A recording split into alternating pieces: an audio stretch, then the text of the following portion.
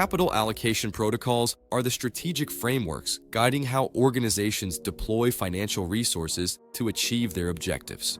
These protocols ensure efficient investment, balancing growth, risk management, and shareholder returns. A critical component is the hurdle rate, the minimum acceptable rate of return for any investment project.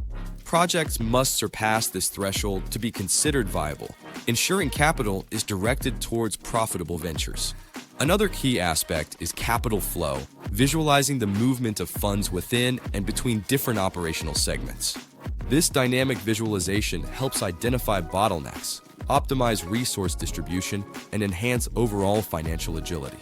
Mastering capital allocation protocols is essential for sustained financial health and strategic market positioning. These structured approaches drive informed decision-making and long-term value creation for institutional finance professionals.